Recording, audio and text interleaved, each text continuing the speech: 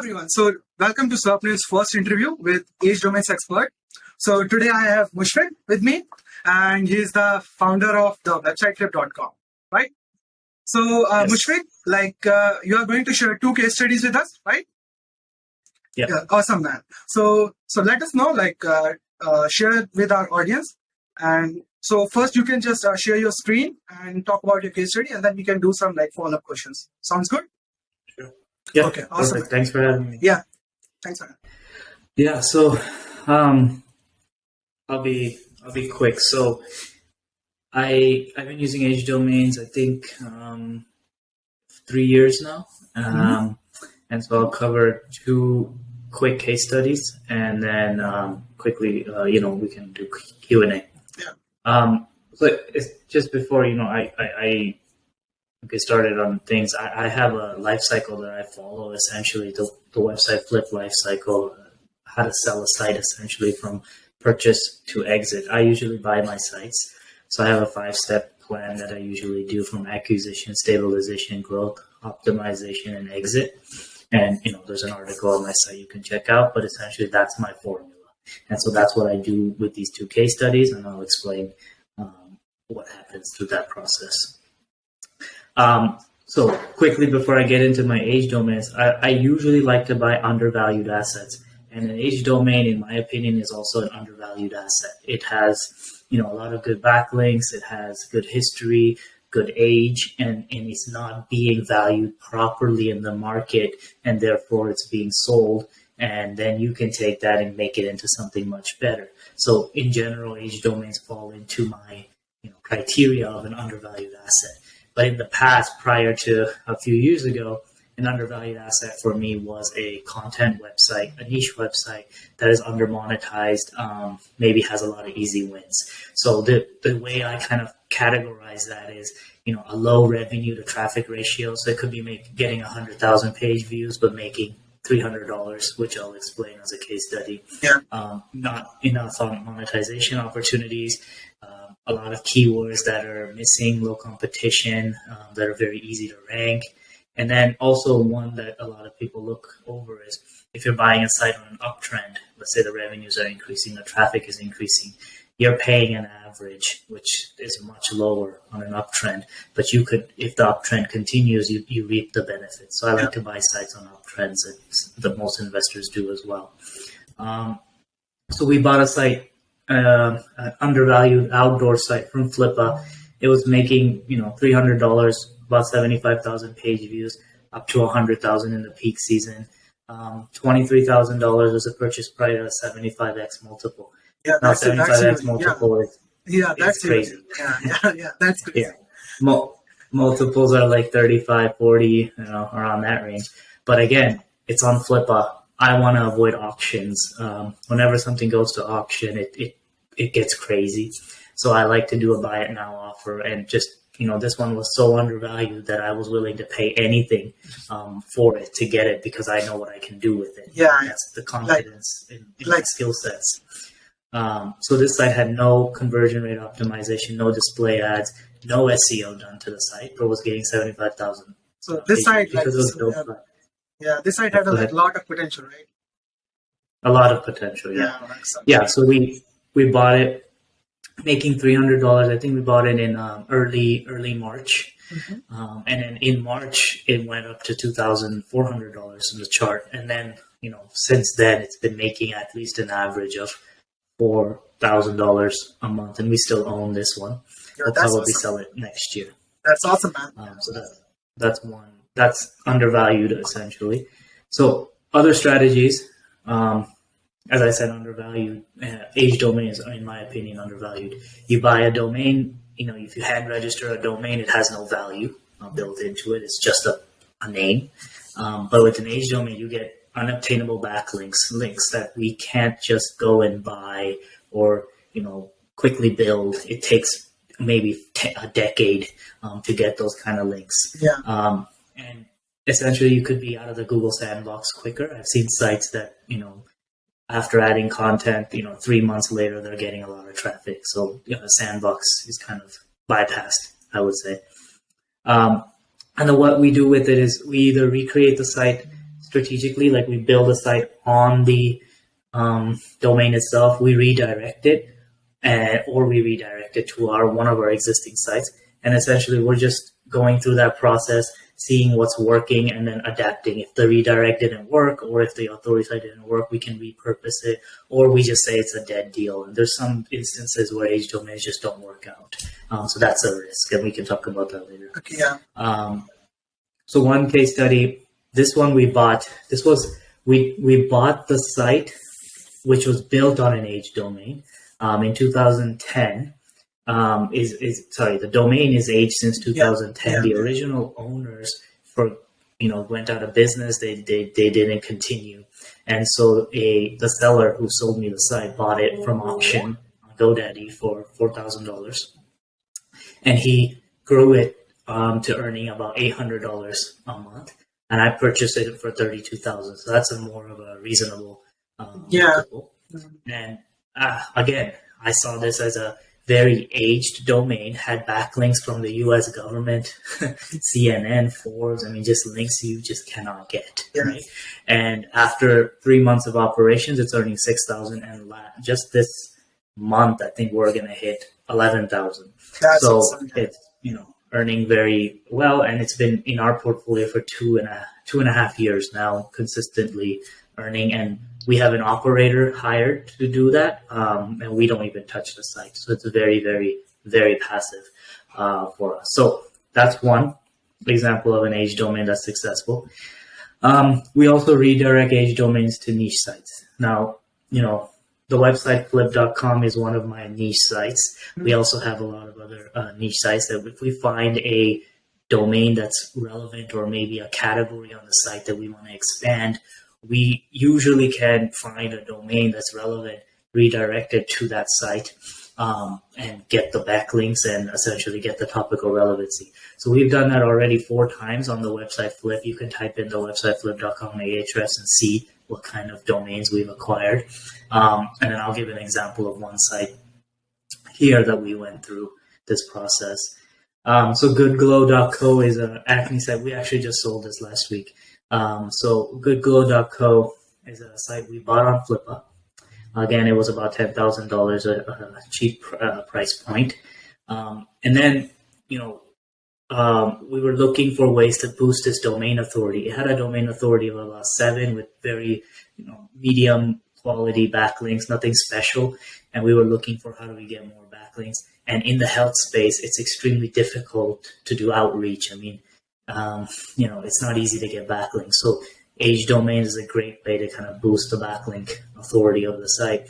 So we found acneresource.org very highly relevant to the original site on GoDaddy auctions, and we bought it for $1,000. And it had a high DR of maybe 25 or so, 30, I should say 30. And it had good backlinks. So we did a redirect. And what we do on those redirects is we use what's the merger and acquisition process, which is whenever a business in the real world acquires another business, before they even do a redirect, they do press releases. They put a press release on their website, on their main website like GoodGlow, and announce the acquisition. So we do the same thing. We announce the acquisition through an article on our site that explains why we're buying them, why it's a good partnership, and then add internal links to that article itself. And then we redirect Acne Resource, the homepage, that you see in the diagram, to the press release page. And so that kind of gives us a buffer of protection in case any thing happens. And then within the press release article, we have internal links to place articles on goodglow.co that we want the backlink juice to flow to. That's one way we do that. That's like for all the pages that don't have a perfect match, like the homepage, category pages, and other internal articles within Acne Resource that may not perfectly match the intent of GoodGlow. But then we have articles on Acne Resource that are very well matched. For example, Acne Resource had an article, and with backlinks, does chocolate cause acne? And this is something we already had on goodglow.co. And so we did a one-to-one redirect there because it's perfectly matching. Yeah, so page to page. Yeah, exactly. So we use that kind of strategy there. And that's it. question. I'm done talking about the case studies. Essentially, this site we grew it. It went from a DR, I think 7 to about a DR 32, and traffic has been increasing month over month. And because of focus and other projects, we decided to just sell it. So the new buyers are going to get 2 domains. The new buyers who already bought it, and the site's growing. It's just not to a level that we expected.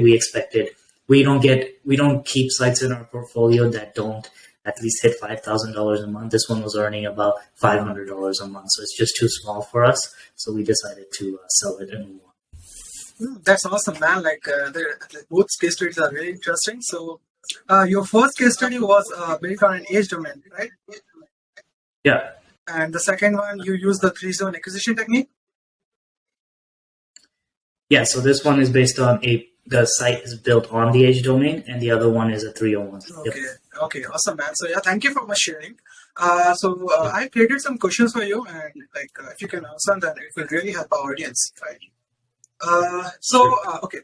So first question is, many people say, age domains don't work every time, or just they don't rank for a long time. So what's your experience with that? Yeah, it's unfortunate. I think I have about a 60-70% success rate. So 25-30% of the time I fail. We did something in the I would say gardening sub niche. We built a site on a fresh domain because we wanted to get started, and then we found an age domain that was very, very relevant, and so we moved the content from the fresh domain to that age domain and let it sit for a while and added a few more articles, but it never took off. It's still pretty much zero traffic. So, and it's been a year, 1.5 years, and still no progress. So, it's not always a home run and failures happen. And, but we've had enough wins where it justifies the effort. Okay. So in the future, if you are going to invest in any age domain, so what do you do in order to have high potential success? So do you have any checklist or something? Yeah, I have my own due diligence for age domains. It's on my website, if you can check it out. But what I look for is the history of the site. So archive, looking through that to see if the topical relevancy is an extremely important thing for age domains. That is the topic of the site that I'm going to build very similar to the topic of the site in the history through archive. So I'm looking through that, multiple snapshots to see what that looks like. Then really that's topic. The other is backlink profile. I'm looking to see, do I have backlinks from niche relevant sites, not just random sites, like a link from CNN, Forbes, that's really nice to have to increase overall domain authority, but it's not really niche relevant. So I'm looking for a mix of niche relevant and then high authority domains as well, linking to that site. And then I'm looking at if there was previously done 301s, one is okay, but if there's multiple 301s and it's that actually, in my opinion, changes the topical relevancy of the domain. Now, I don't have data to prove that, but I just try to stay away from domains that already had a 301 in the past.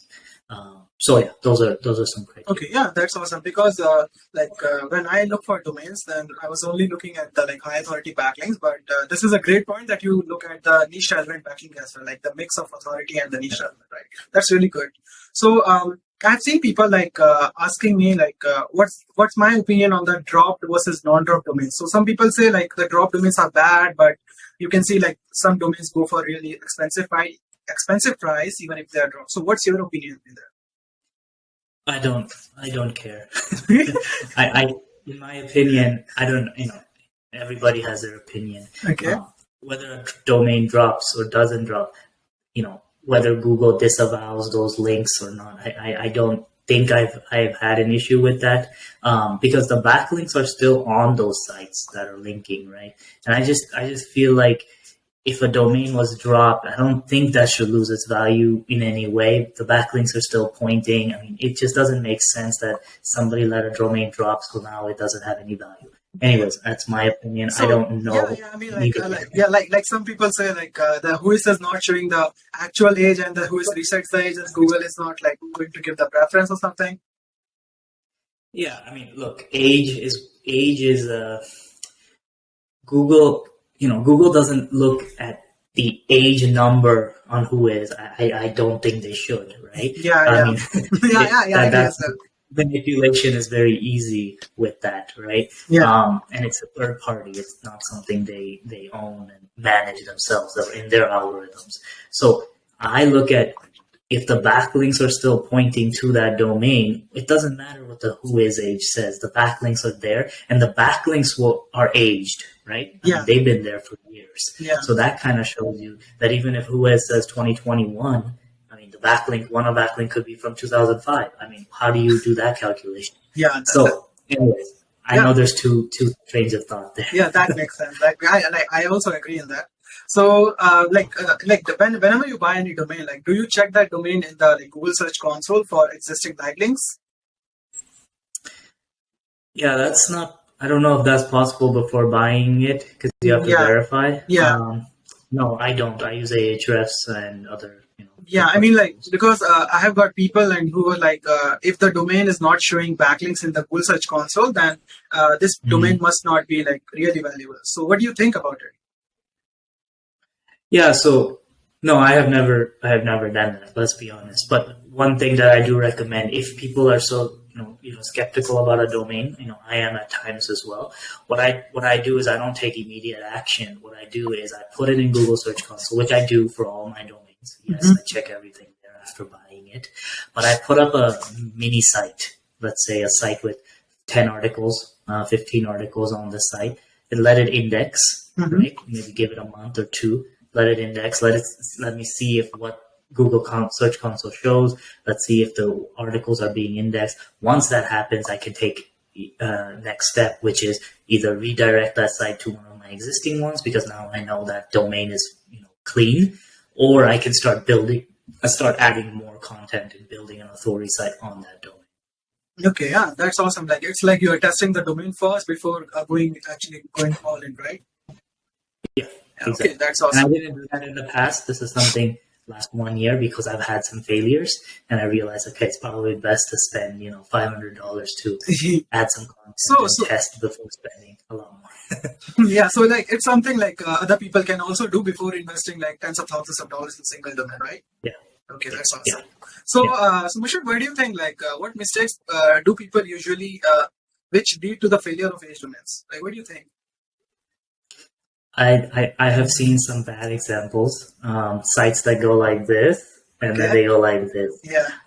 And every single time that has happened, it's very clear to whoever's reviewing that site, myself included, it's topic. So I just reviewed one site last week, and it was a restaurant site. Okay, a previous restaurant in New York City. Okay, had a lot of good backlinks. Very good because restaurants. It's a Michelin star restaurant, so it gets a lot of backlinks from local journals and CNN, Forbes, whatever, right? But the individual who owns that site put content related to home goods, outdoor. I mean, every topic. Yeah. Right. And I think that just doesn't work. And that site went like this, and then it's like this, right? And I think it always comes down to topical relevancy. So one thing I recommend is obviously if it's a restaurant site, stick to food and maybe kitchen type articles, right? Get that growth happening. And then once it has stabilized and you see after 12 months this site is doing well, then you can test other silos, right? Add a different silo like home or something and just test it, right? You're not just bombarding it initially with a ton of content that's irrelevant. You're just waiting until it's stabilized, and then you can start testing other things. But I've seen people just use AI content and low quality, and the content quality is very low, just bombarding that site, getting that growth. And unfortunately, they have that listed for sale at a big brokerage. So some buyer is going to buy that and, get stuck with it. So it's their tactic. I don't like it. Yeah. So it's like people are just after the put non-relevant content, right? And they just stick to the relevant domain and the relevant content in order to see the long-term results, right? Yeah. So, but like, do you think like, is there any role of content strategy? Like, if someone is putting lots of review articles in the starting, then that person has a good chance of getting penalty. Sorry, I didn't catch that. What kind of articles? Like review articles, commercial articles. Yeah, no, I would say I use in all my sites, 80% informational, 20% commercial. So I would say on an age domain, start with 100% informational to see if it's working, and then sprinkle on a few commercial articles here and there at a ratio of 80-20. Okay, that's impressive. So, like, do you build links as well? Like, when you like repurpose an age domain, because there are people who think like you don't need link building when you use an age domain, so you can just bust them in. For the first year, I don't build any links. Okay. I think the age domain, if you did your research, is powerful enough to give you what you need. And then I build internal links to internal articles. No more homepage. Most of the age domain are pointing mostly to the homepage, so it's a very powerful homepage. But once you add content, you need to build internal links.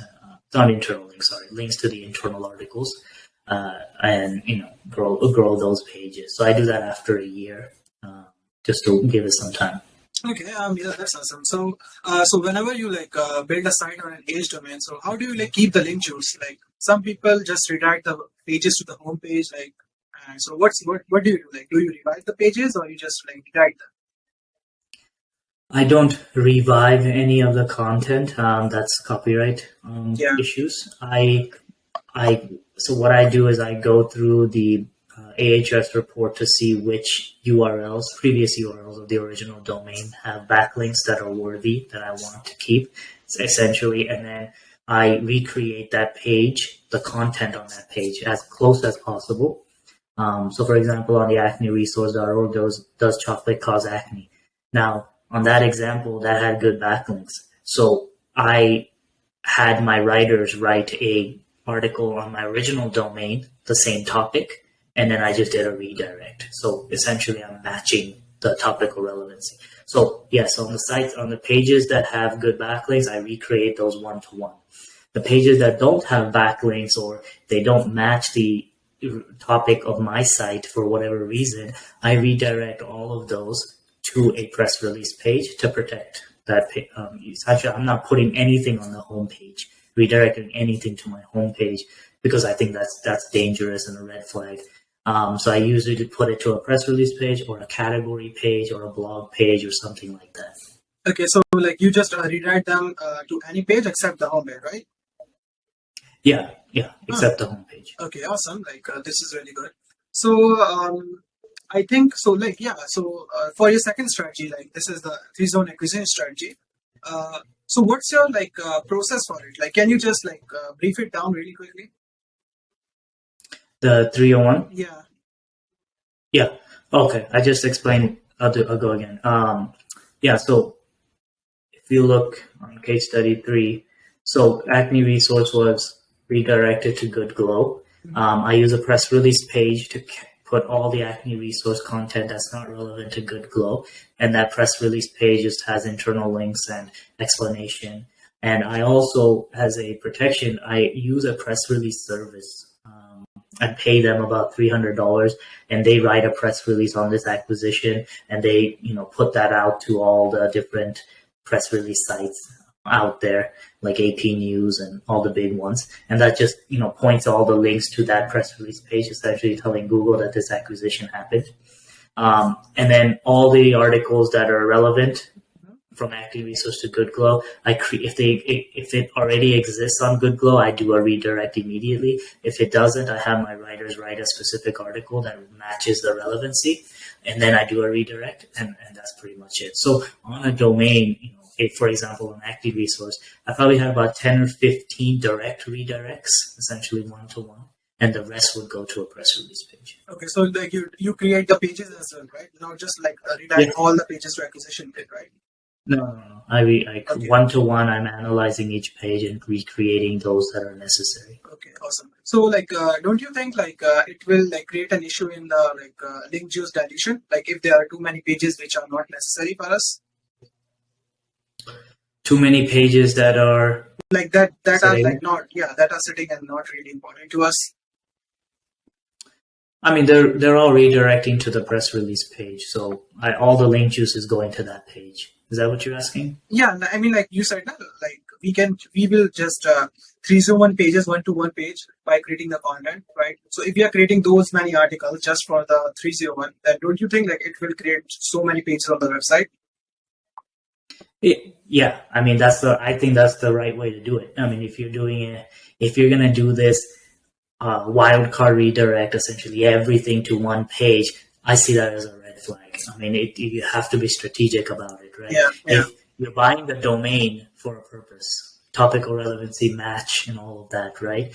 I have seen people buy domains because they're just high authority, and then they redirect a non-relevant domain to, let's say Good Glow, and just put it to the homepage or put it to a category page and not care about each individual page.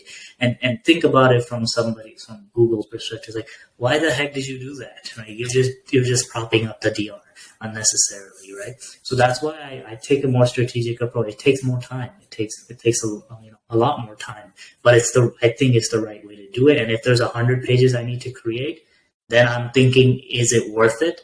If Active Resource is going to boost my website's authority and traffic, then I create 100 pages. That's the process. Yeah. So how many domains do you think like you can redirect to one website? Like, this is just a very important question for people. Yeah. So, I have examples on the website Flip, specifically my website. I have 4 pointing to it. A fourth one will happen this in the next 1 to 2 weeks. So I have 3 already pointing to it for the past 1.5 years. And the 4th one will happen. I have not had any issues. Again, there is no limit. Nobody sets the limit. The limit is crossed when people get overconfident that, hey, this worked for me in another on this site already, so let me just do it again. But this time maybe they take shortcuts, right? And I think that's what happens. Shortcuts, as we explained, they redirect everything to a single page and hope that works.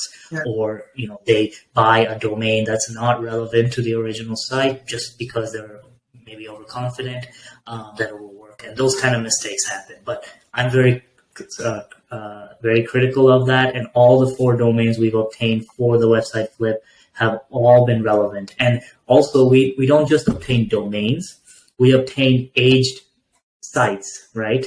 Because we can obtain domains, or you can obtain sites that are already in the search results, right? Maybe they're neglected.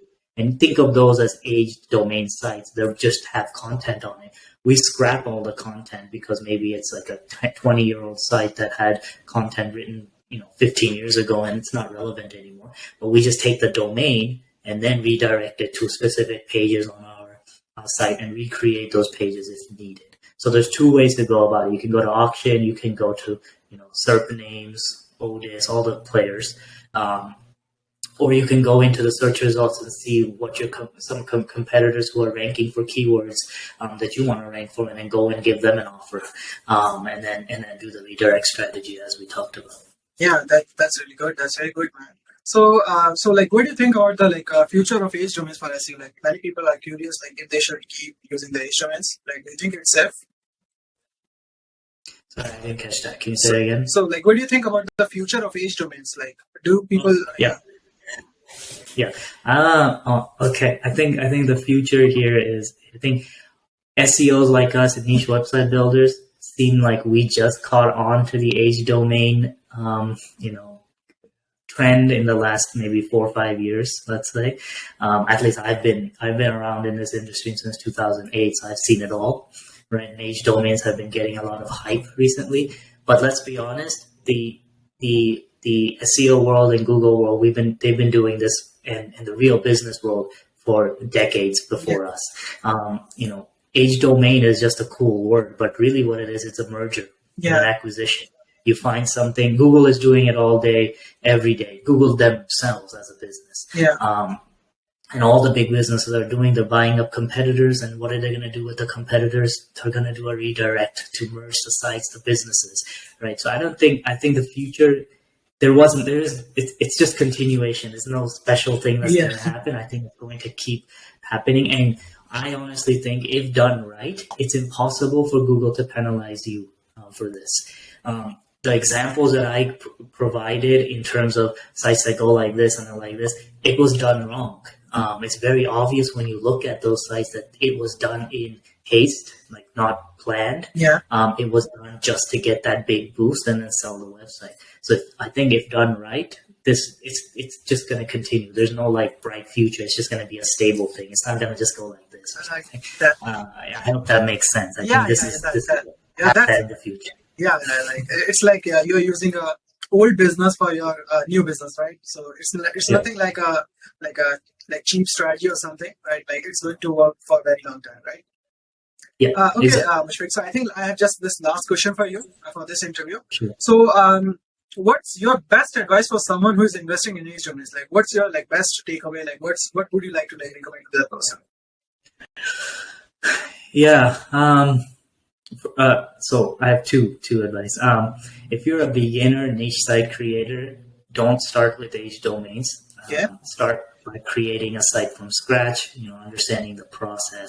I think age domains is an advanced tactic that you just need some more practice. So that's first, just a caveat. So for people who have been in the age domain and have tried it a few times, I think just step back, stop thinking and reading all these articles online on how to do it. Just think of a real life business. Okay. Think about, a tech business, a SaaS business, and they want to acquire their competitor. What are they looking for? Think about those things. If you are a big business, what are you looking for? You're looking for new customers that you may acquire through getting this age domain, a new business line that you may add to your existing site because you acquired this business. So think about it in that sense. And think about it in common sense and not think about it for SEO benefits. And I think if people think about it like that, they can make better decisions on which age domain makes sense and which they're doing just to please Google's algorithms, right? Stop pleasing Google's algorithms and businesses and your sites will grow. Okay, man, like that's really awesome. Like that was really valuable insight from your side, right? So I really appreciate your time, right? Like you took out the time in coming on this interview, right? So I'm sure like our audience will really enjoy it. So thank you so much for sharing so much stuff, right? It was really a good experience and like having you here, right? So if someone wants to like reach out to you, then like how they can do, like how that person can do. So the website flip.com, there's a contact form. I'm active on Facebook. You probably see me everywhere. And then on Twitter as well at the website flip. Those few places. Okay, awesome, man. So I can just wrap it up now. Okay. So guys, I hope you enjoyed this interview. So if you have any questions, just drop in the comment section and like I will just try to answer them and maybe like Mushfiq will be there to help you as well. Right? Mushfiq? Okay. So don't forget to subscribe to our YouTube channel and I will see you in the upcoming video. Okay. So have a great day, bro. Bye. Thank you.